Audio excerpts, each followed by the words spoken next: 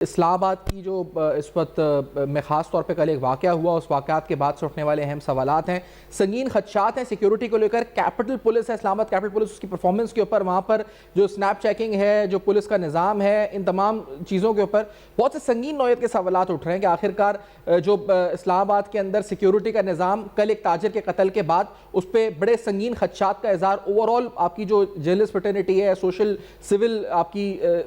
Society, سوک society ہے، مجموعی طور پہ سب کی طرف سے اٹھایا گیا کہ آخرکار کیا وجہ ہے کہ اسلام آباد کے اندر ایک بیچوں بیچ شہر میں ایک فارم ہاؤس کے اندر دندناتے ہوئے ایک باقاعدہ گروہ جو کہ مسلح ہوتا ہے وہ گھستا ہے اور گھس کے ایک تاجر کو اس وقت ڈکیتی کے بعد باقاعدہ قتل کر دیتا ہے۔ انیشلی جو سی سی ٹی وی فوٹیجز آئے it looked a planned activity کہ باقاعدہ پلان کر کے اس وقت یہ کیا گیا۔ بہت سے خدشات کا اظہار ہوا، کہیں یہ بھی ذکر ہوا کہ کہیں کوئی ڈسپیوٹ تو نہیں تھا جس وجہ سے یہ واقعہ ہوا، لیکن یہ تمام خدشات سنگین نوعیت کے سوالات تھے جو اس وقت اس معاملے کے اوپر اٹھے۔ اور اس کیس کو ودن 24 آورز، یعنی ہم یہ کہیں کہ کل سے لے کر آپ تک اگر آج کی ٹائم لائن بتائیں تو عامر امان ڈکیتی اسلام آباد فارم ہاؤس قتل کیس within 24 hours 24 گھنٹے کے اندر اندر ہم نے دیکھا کہ اس معاملے کو اسلام آباد پولیس نے دعویٰ کیا کہ ریزولف کر دیا۔ اچھا پہلے میں آپ کو تھوڑا سا ہم ٹائم لائن سے سٹارٹ کرتے ہیں نا، کیونکہ جو یہ واقعہ ہوا اس کے بعد اسلام آباد کی law and order situation, Talal Chaudhry صاحب جو آپ کے وزیر مملکت ہیں، ان سے کچھ سوالات صحافیوں نے کیے کہ آخرکار اسلام آباد جیسے شہر کے اندر جو آپ نے ایم ٹیگ یا دیگر جو سیف سٹی کے دعوے ہیں، اور خاص طور پہ اسلام آباد کی اگر بات کی جائے تو اس کی جو امپورٹنٹ اسٹریٹجک لیول کے اوپر ہے وہ ہے کہ آپ ایک شہر جس کی بات کر رہے ہیں کہ عالمی سطح پر وہاں پر امن کے قیام کے لیے کوششیں ہو رہی ہیں، دنیا کے وزراء خارجہ آ رہے ہیں، عالمی سطح پر توجہ کا مرکز ہے، وہاں کی C C T V footage social media پہ فلوٹ کر رہی ہے، آن میڈیا فلوٹ کر رہی ہے کہ وہاں ایک بیچوں بیچ ایک تاجر، اور اس وقت جب آپ کہتے ہیں کہ انویسٹرز کو اور پاکستان کے اندر بزنس کانفیڈنس کو آپ کو بوسٹ دینا ہے، این اس وقت جو ہے وہاں پر ایک دہشت گردی کی، آپ اسے کھلی دہشت گردی کہیں کہ گھر کے اندر گھس کے اس وقت ایک تاجر کو اس وقت نہ صرف ڈکیتی بلکہ اس کو مار دیا جاتا ہے، جان سے وہ جاتا ہے، اور شہر کے بیچوں بیچ یہ ہوتا ہے، اور جو وہاں پہ جو ڈکیت ہیں ان کی فوٹیجز آتی ہیں، مسلح تو ہے لیکن جدید اسلحے کے ساتھ وہ اندر گھستے ہیں اور اندر اپنی کارروائی مکمل کرنے میں کامیاب ہوتے ہیں۔ تو طلال چودھری صاحب کی جو میڈیا ٹاک تھی انیشل، جو انہوں نے بات کی تھی اسلام آباد کے کرائم کے اوپر، وہ کیا تھی پہلے وہ ذرا سناتے ہیں، پھر آج جو کاروائیاں ہوئی ہیں نا اس پر آتے ہیں، لیکن پہلے سناتے ہیں کہ کیا انیشل ریاکشنز تھے۔ لیٹس ہیئر دس، کیا بات ہوئی؟ اس طرح کی کوئی بھی جو سب سے پہلی بات تو یہ ہے کہ اوورآل جرائم جو ہے اسلام آباد میں وہ کم ہوئے، یہ میں پورے سال کی بات کر رہا ہوں، اور کرائم میں کمی ہوئی ہے، اس میں بہت ساری چیزوں میں بہتری ہوئی ہے، لیکن اس طرح کا جو واقعات ہیں اس کی ڈیٹیل جو ہیں وہ آپ کے سامنے رکھیں گے۔ پہلے بھی جتنے اندھے قتل تھے یا اس طرح کی وارداتیں تھیں 100% وہ ان کے لوگ پکڑے گئے ہیں، گرفتار ہوئے ہیں، وہ بہت کچھ پولیس مقابلوں میں مارے گئے اور کچھ ابھی بھی جیلوں میں ہیں اپنے سزاؤں کے انتظار میں۔ کوئی کیس ایسا نہیں ہے جس کے لوگ نہ پکڑے گئے ہوں، وہ کوئی بڑی واردات وہ کسی ڈکیتی کا ہو یا اندھے قتل کا ہو، اس واقعات کو بھی انشاءاللہ تعالیٰ ان کے لوگ آپ کو جلد پکڑ کے سامنے۔ ناظرین یہ آپ نے دیکھا کہ دعویٰ کیا طلال چودھری صاحب نے کہ پکڑے جائیں گے، اور پھر جیسا میں نے کہا کہ ودن 24 آورز جس طرح اس قتل کی بڑی سگنیفیکنس ہے، کیونکہ ایک تو کیپٹل میں ہوا، پھر آپ دنیا کا توجہ کا مرکز وہ کیپٹل، پھر دوسرا یہ سوالات بڑے سنگین نوعیت کے اٹھنے لگے کہ اگر اسلام آباد کے اندر سیکیورٹی کی یہ بدترین صورتحال ہے کہ دندناتے ہوئے ڈکیت اندر گھس جائیں کسی بھی گھر کے یا فارم ہاؤس کے، اور وہاں جا کر ایک تاجر کو جو کہ پرومیننٹ ہے، معروف تاجر ہے، اس کو جا کر نشانہ بنائیں، اس کو ہلاک کر دیں، تو بڑے سوالات سنگین اٹھتے ہیں کہ آخر اسلام آباد میں ایک تو یہ کہ پہلے کے جو سیکیورٹی کا سسٹم ہے، کیمراز کا سسٹم ہے، وہ کتنا فعال ہے اور کتنا متحرک ہے۔ دوسرا اہم سوال یہ کہ جو آپ کی چیکنگ ہے، خاص طور پہ سنیپ چیکنگ پوائنٹس ہیں، یا آپ کی جو پولیس کی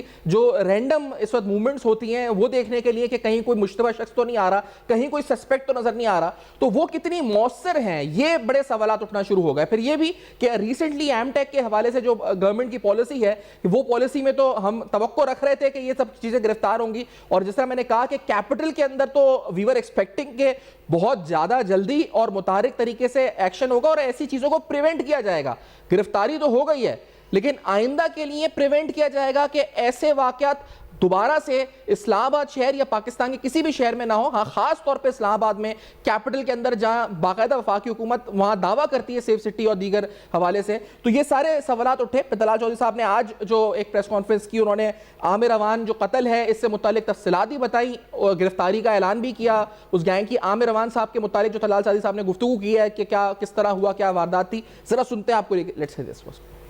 اور عامر عوام جن کی زندگی ان ڈاکوؤں نے لی، اس کے بعد جو کنسرن اسلام آباد کے شہریوں کا اور بزنس کمیونٹی کا تھا، اس میں کوئی شک نہیں ہے کہ وہ بڑا جائز تھا۔ اس واقعے کو ہوئے 24 گھنٹے نہیں ہوئے تھے تو اسی سیف سٹی سے لے کے وہ ایم ٹیکس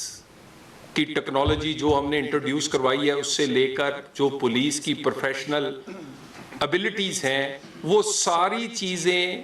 نے کنٹریبیوٹ کیا۔ آئی جی اسلام آباد نے انٹیریئر منسٹر کے کہنے پر اسے ذاتی طور پہ دیکھا اور اس کیس کو 24 گھنٹے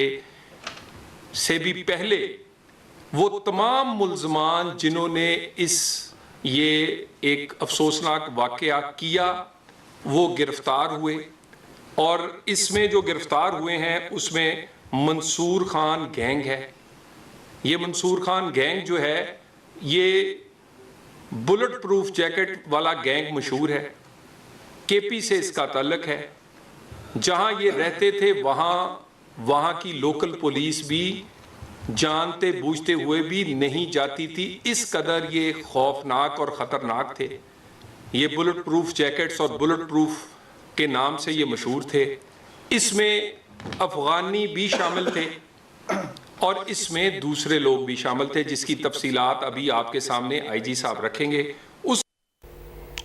آپ نے دیکھا کہ یہ کتنا خطرناک گینگ تھا، بلٹ پروف گینگ کے نام سے مشہور تھا، اور اسلام آباد میں سیکیورٹی کنسرنز کے حوالے سے پہلے بھی اس خدشے کا اظہار کیا گیا کہ وہاں پر افغان نیشنلز ٹیررزم کے اندر اور خاص طور پہ وہاں پر جو سیکیورٹی کے حوالے سے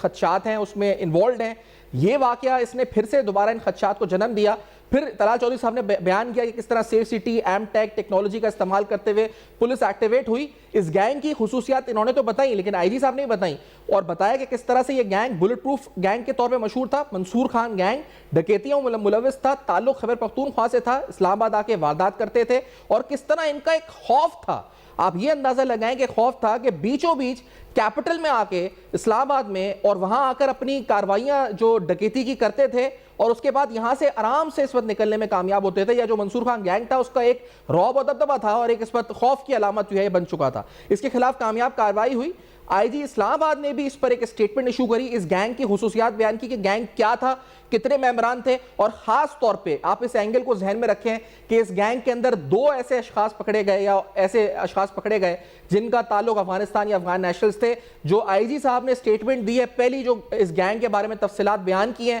آپ کو ذرا سناتے ہیں کہ آئی جی صاحب کیا کہتے ہیں۔ Let's hair this first. Guard ہے اس سے، اور اس کے علاوہ ان کے پاس 3 اور ان کے پاس ویپن تھے، چھوٹے ویپن، اور یہ وہاں سے گارڈز کے موبائل فون بھی اپنے ساتھ لے کے گئے۔ اور پھر جب مردان میں ریڈ کر کے ان کے باقی 4 ساتھی پکڑے اور جب یہ گینگ کو تمام کا تمام اوپن کیا، انٹیروگیٹ کیا، تو پتہ لگا کہ اس گینگ میں 2 ایکٹیو اللیگل افغانی ہیں۔